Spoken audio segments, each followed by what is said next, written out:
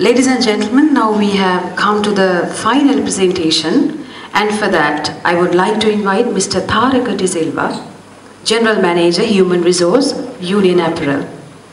He holds an MBA from Postgraduate Institute of Management, and Mr. De Silva is going to present on the topic Transformation of Human Resource Management to Meet Current Business Realities synopsis. Over to you. The academia, the students and ladies and gentlemen, thank you so much for inviting me here. It is indeed a privilege to share knowledge and our experiences as professionals in the industry with young budding professionals and students. There's a reason that I selected this particular subject or theme. Globalization was a buzzword a decade ago, and we all lived the realities of globalization. I'm pretty sure my colleagues did. And it really changed the way we did business as well as the way HR itself has transformed within organizations. Today, if there's one constant in this world, that is change. We are living in a constantly changing and an ever so flux environment. And I see transformation in two ways. Transformation is both business environmental transformation as well as workforce transformation. The business environment transformation happens primarily, and the workforce transformation happens secondarily as a result of the primary. Let us first look at what business environmental transformations that are going through today. We have shorter economic life cycles. I was with Colombo Stock Exchange for some time, and there was a common theory that an economic slump in the stock exchange happens every 4 years. But that theory was wrong. Now we see economic cycles happening every 2 years.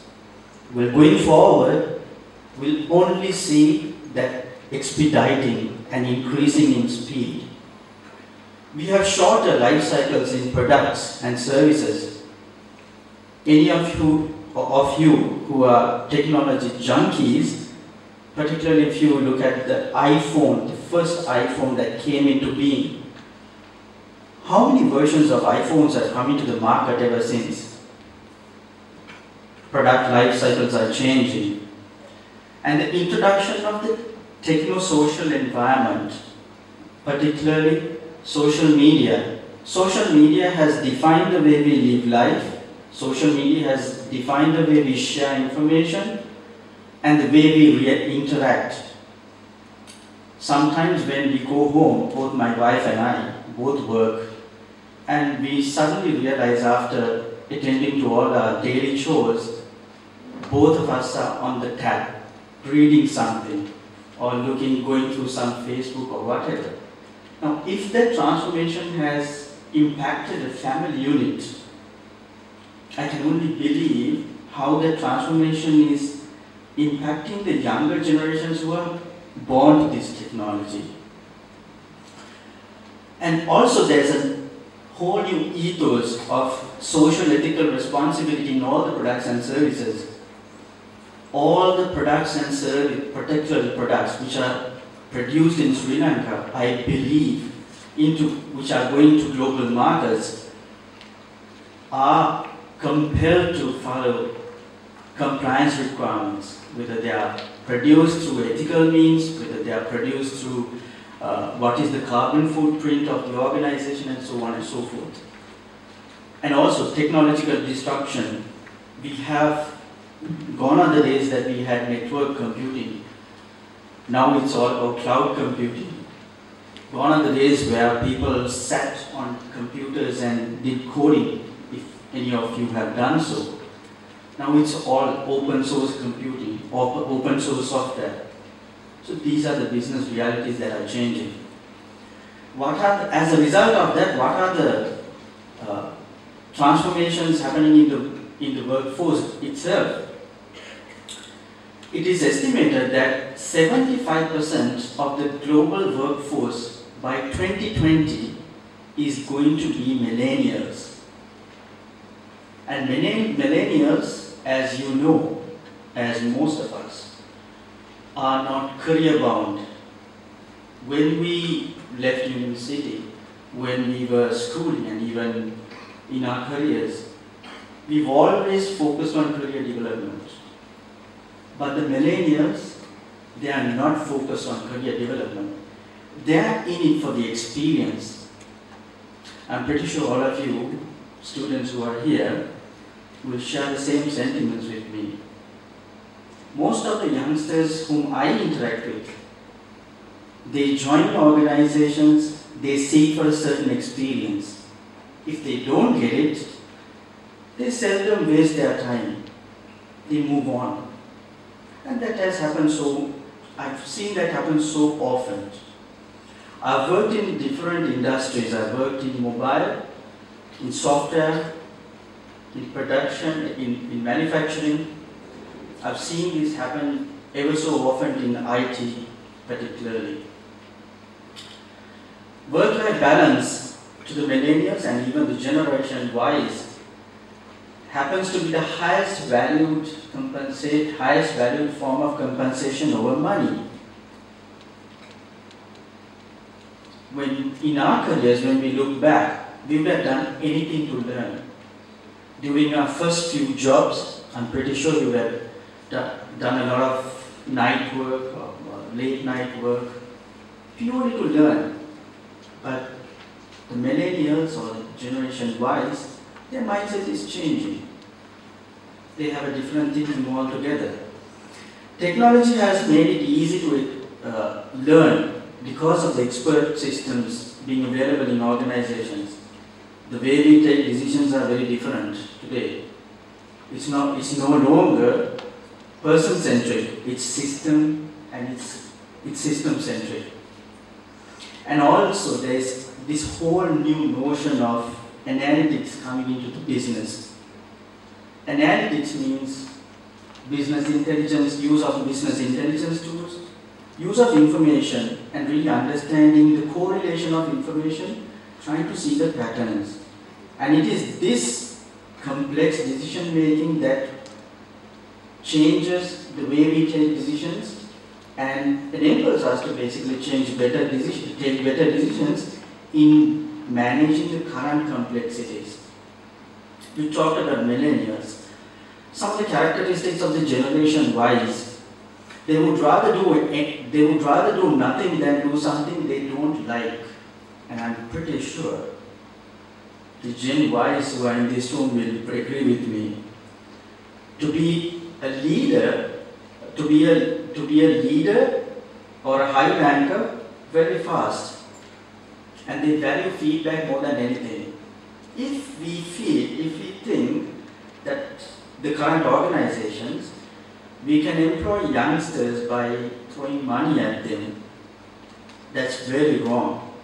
As I told you earlier, they're in it for the experience and they value feedback. They value candid feedback. The moment they don't get the feedback, the trust is broken with them. And there's a high emphasis on social responsibility.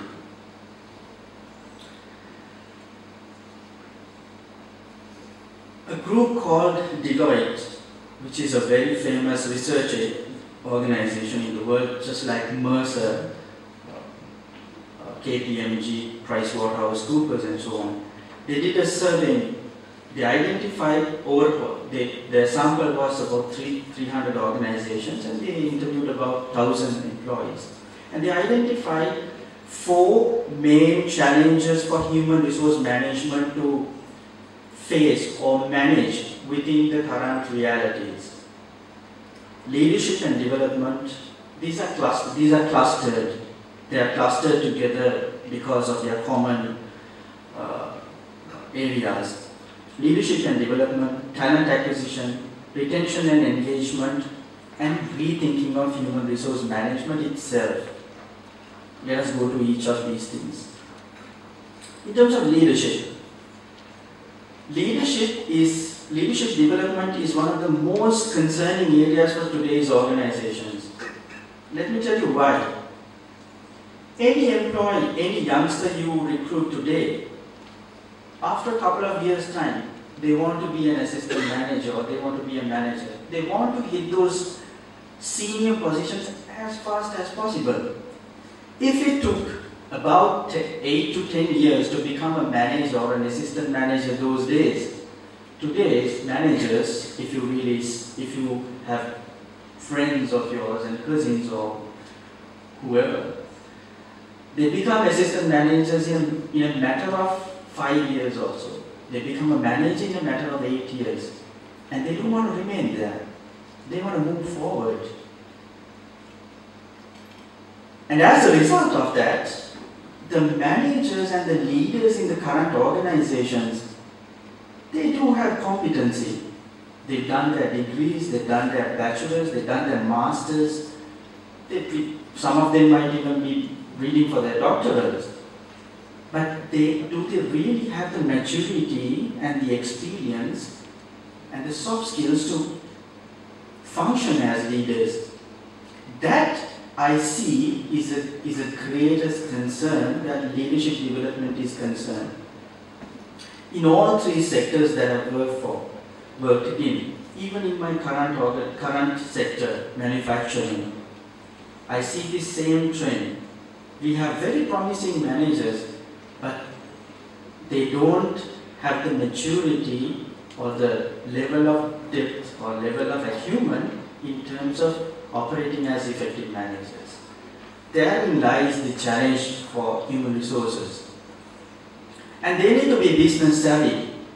They need to understand the business, they need to understand the core business. The current leaders of the current millennium have to be trained to manage workforce diversity, work with global influency, manage and inspire the younger generations, because it's the millennials who will come and work for them. And also the ability to understand technology is faster. Deloitte, according to Deloitte, they cite the main leadership characteristics that should be in a leader.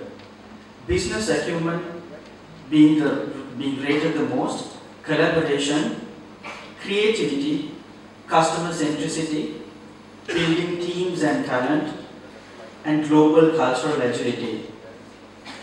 Most of us might think that although we say globalization, some of our organizations in Sri Lanka are working on their own. They're like islands, which is not the case at all. At some point or the other, you will have some collaboration with global parties, either as a supplier, either as a client, either as a customer, whichever the means it may be. You will have some form of collaboration. All of you who are in this room, particularly the students, when you hit the job market and when you join organizations, it is these leadership qualities and the characteristics and the skills that would be expected of you. Not the ones that you read in the books. Of course they are, but they have transformed.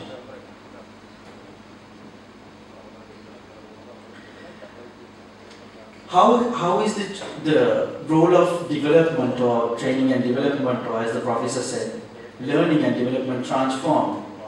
There have been fundamental shifts. No longer it is a push training. Push stands for training. Today it is a pull stands for training. Traditional classroom training has gone away. Information is available on demand, on access.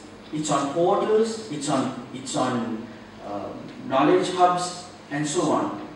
You have things like knowledge platforms, knowledge portals, knowledge communities, online e-learning. If you go to LinkedIn, you see how much of core knowledge communities are available. Each of the alumni of the universities have their own knowledge communities. And they learn from each other, whether they are in classroom, whether they are in school, whether they are in work, whether they are at home. Learning is a constant today. Because they have access to learning, access to information at any point of time. Human resources, the role of human resources in terms of learning and development has changed from trainer or training facilitator to curator of content. What do you mean by content? Content is what you read on your tab, content is what you read on your laptop, content is what you download from any knowledge hub or knowledge portal or whatever. While I was just walking the corridor, I was on my way to the washroom, I saw an array of students studying.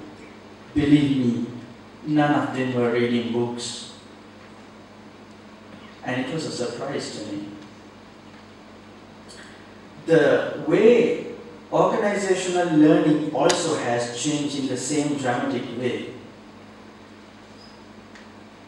Organizations have on-demand learning.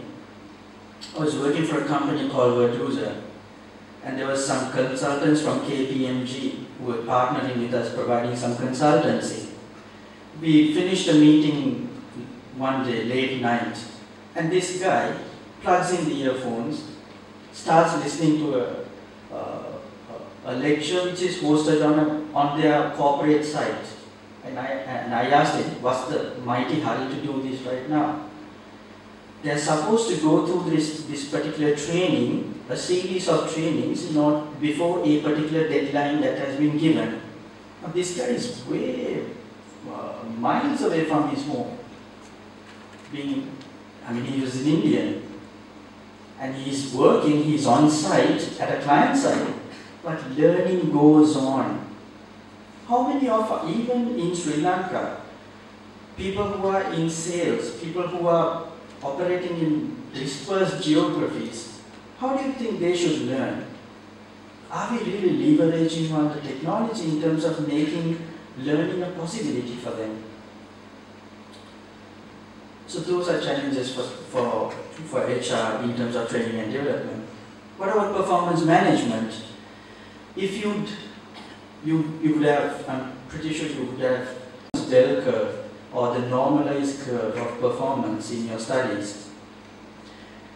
After GE really adopted the performance bell curve in terms of standardizing their employees and really understanding who are best performers, who are mediocre performers, and who are low performers, the world over embraced it. Well, today organizations are moving away from normalization, away from bell curve, for many reasons. It creates animosity among employees because it's merely done basically, comparing each other. And also, I can remember, if I may draw on my experience, we extensively did this at Vertusa.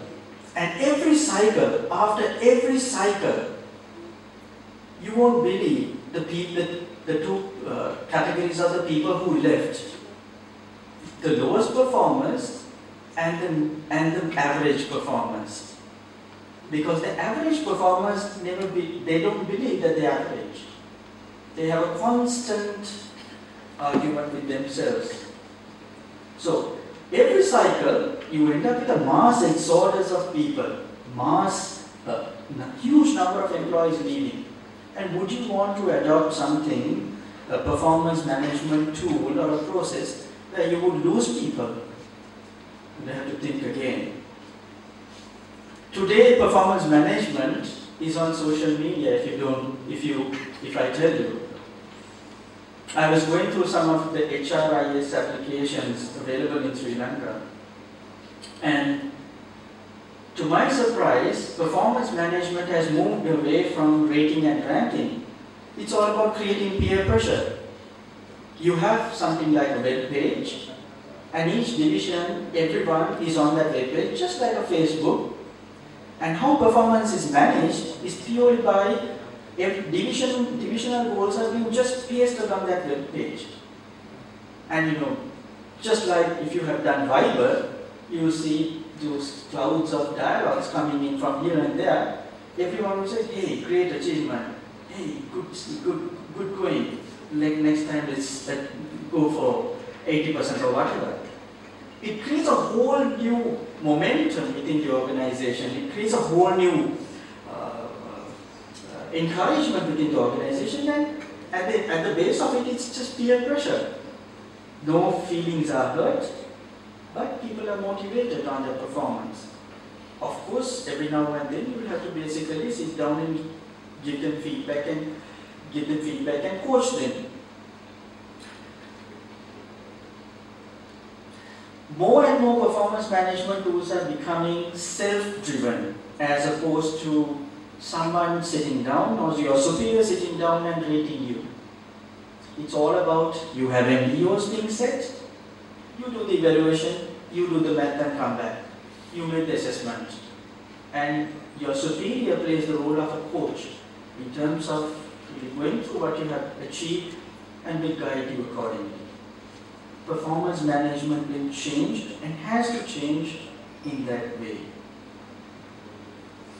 Talent acquisition. Recruitment, believe me, is the most difficult thing to do in human resource management. Although we think that there's a dearth of unemployment, in order to find the right fit is such a difficult thing. Today, one of the greatest concerns organizations have is recruiting the right people. Organizations, in terms of attracting the younger generations, have resorted to media or other means such as Twitter, LinkedIn, Glassdoor, Facebook, and so on. And also, most of all, they attract talent through talent communities. They sponsor talent communities on certain websites. They sponsor talent, they provide information for talent communities such as LinkedIn and so on. And also, referral marketing has been a key instrument in terms of attracting people. Employers need to increase the way that they are being perceived outside. They need to invest a lot in terms of creating a brand for themselves. They need to treat the employer brand just in the way of a consumer brand. Social media marketing plays a key role in terms of recruitment today. If you look at global organizations like Google, any consulting organizations, most of their recruitments, they don't even place an advertisement.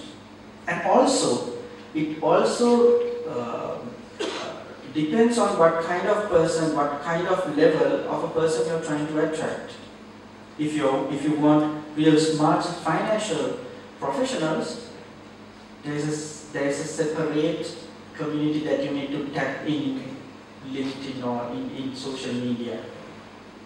So you need to, as HR needs to change the strategy, the sourcing strategy based on the complexity of the candidate or the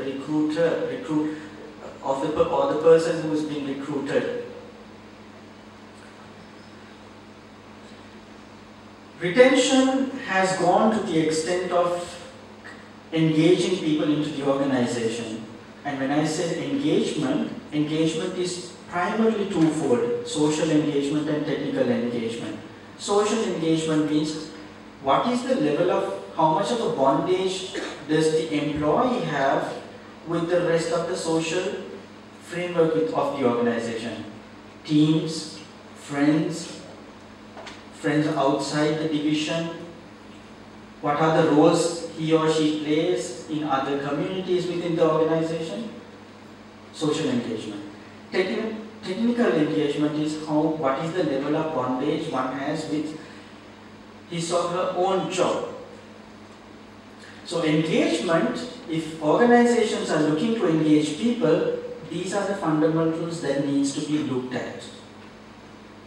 By and large, going beyond that, engagement, in ways of creating engagement, you need to really understand the pulse of people. You need to do things like opinion surveys on a regular basis, really to understand what the employees think about the organization. And there are social medias internal to organizations like Yammer that have been introduced purely to create that social engagement.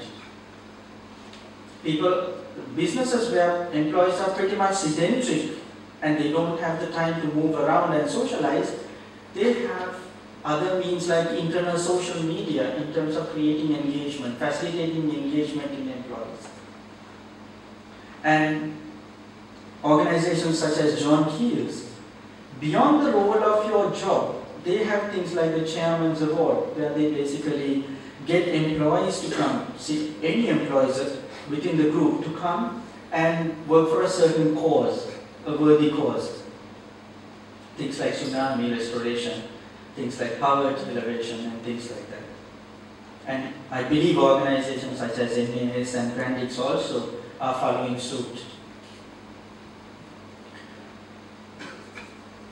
The question is, in the presence of all these transformations, does HR have the skill set to really deliver and to really manage the work environment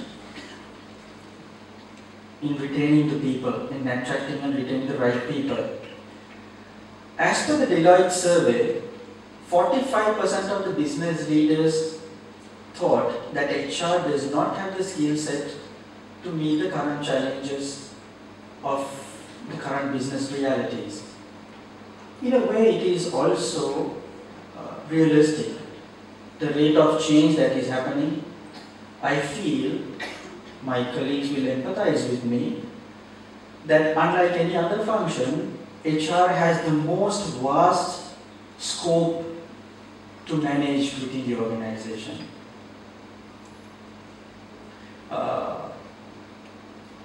And proliferation of HR field within non-HR backgrounds and lack of research and development in HR, particularly I am not referring to academics, but research and development done within the organizations have really resulted in this.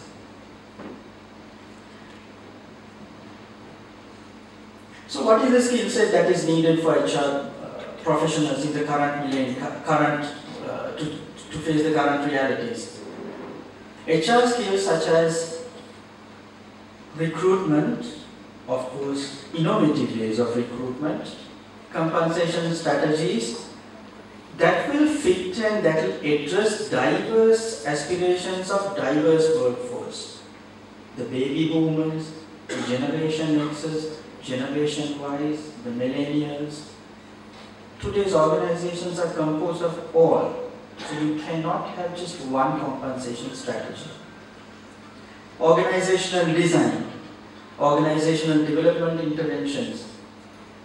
Any HR professional needs to have deep knowledge in these areas. These are functions which are beyond the average training and development, performance management, grievance handling, whatever. These are the skill sets which relate to the current realities. And also design and manage the service operation. HR needs to be run as a customer-centric service operation. Design the service-centric systems, measurement of service levels, implement service, self-service technologies. More and more HR needs to get into those areas. And one of the new areas which are coming into HR, not new to globally, but relatively to Sri Lanka, is the HR analytics. In two of my divisions that I managed in my career, both at Vacusa as well as in my current organization, I have a role called HR analyst. that person's role is to gather information with regards to employees from all over the interactional points and really analyze the information and see patterns, solve problems relating to employee engagement, solve problems relating to retention, solve problems relating to turnover of employees within 1 year, things like that. So this HR analytics area gives the eyes and ears in terms of decision making, sound decision making for the organization.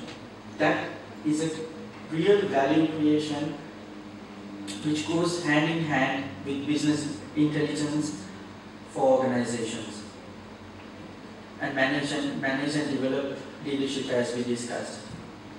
To sum up, in my assessment, in my experience in human resource management, I've seen transformation happen in HR ever since I got into the field 17 years back.